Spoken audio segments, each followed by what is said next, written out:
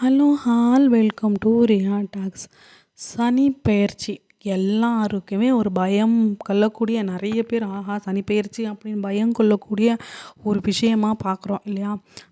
ஏழரை சனி இருக்குது, அஷ்டம சனி இருக்குது, இந்த சனி இருக்குது, அந்த சனி இருக்குன்னு சனி பகவானை நினச்சி இந்த மாதிரி பார்க்குறவங்க நிறைய பயப்படுவோம் இல்லையா? ஸோ அது மாதிரி சனி பகவானுக்கு பிடித்த மற்றும் பிடிக்காத விஷயங்கள், ஓரளவுக்கு அவரோட தாக்கத்திலேருந்து நம்மளை காப்பாற்றுறதுக்கான ஒரு சில விஷயங்கள் தான் இந்த வீடியோவில் பார்க்க போகிறோம். நமச்சிவாய அப்படிங்கிற மந்திரத்தை உச்சரிப்பவர்களுக்கு சனி பகவான் பாதிப்பதே இல்லையாங்க. பாவ வினைகளுக்கு பரிகார மருந்து பிரதோஷ வழிபாடே. இதனை தடையின்றி செய்பவர்களுக்கு சனி பகவான் ஒருபோதும் தண்டிக்கிறது இல்லையா? அனுதினமும் சிவ பூஜை செய்பவர்களுக்கும் சனி பகவான் ரொம்ப அவருக்கு பிடிக்குமா.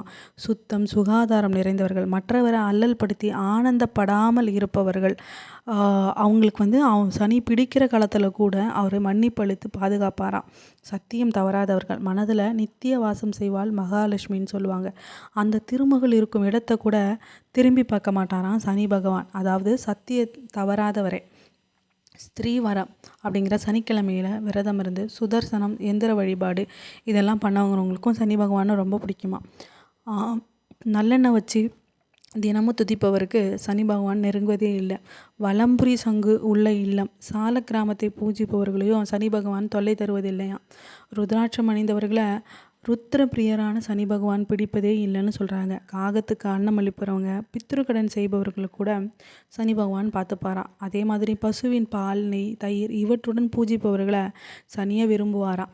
அவங்கள சோதித்தாலும் பாதிப்பு தருவதில்லையா. அதே மாதிரி அவருக்கு பிடிக்காத விஷயங்கள் விளக்கேற்றாமல் இருள் சூழ்ந்த இடம், எப்போதும் அமங்கல சொற்களையே பேசுபவர்களை கண்டா அவருக்கு ரொம்பவே பிடிக்குமா. இதுதான் அவருக்கு பிடிக்குமா. அதனால் அவரோட தீய பார்வையை திரும்பி பார்ப்பாராம். அதே மாதிரி பொய், களவு, சூதுவாது செய்பவர்களை ஊக்குவித்து போகாத ஊருக்கு வழி சொல்லி கடைசியில் தனக்கே உரிய பாணியில் தண்டனை தர்றது சனி பகவானுக்கு ரொம்ப பிடிக்கும். அதாவது இதெல்லாம் செய்யக்கூடியதவை, ஆனால் அவருக்கு பிடிச்சி அவருக்கு யாரெல்லாம் சோதனை பண்ணணும்னு நினைக்கிறதுக்கு அவருக்கு பிடிச்ச விஷயங்கள் தான் இதை சொல்கிறாங்க. சுத்தம் இல்லாத இடத்துல சூன்யம் குடியிருக்குமே தவிர திருமகள் இருக்க மாட்டா. ஆனால் சனி பகவானுக்கு அந்த இடங்கள் தான் ரொம்ப பிடிக்குமா. மண்ணாசை, பெண்ணாசை, பொன்னாசை அப்படின்னு மற்றவர்களை வஞ்சித்து வாழ்பவர்களுடைய வாரிசுகளை கூட வாழ விடாமல் தண்டிக்க சனி பகவானுக்கு ரொம்ப பிடிக்குமா. அதே மாதிரி மாற்றான் மனையாளை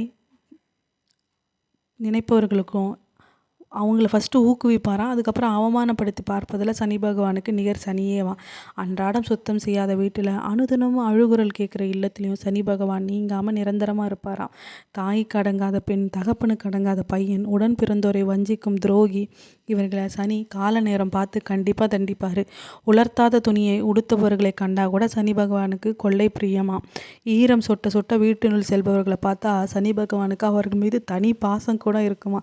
இதெல்லாம் நான் ஒன்றத்தில் படித்தேங்க. ஷேர் பண்ணால் ஒரு வேளை உண்மையாக இருக்குமா அப்படின்னு நினச்சி தான் ஷேர் பண்ணுறேன்.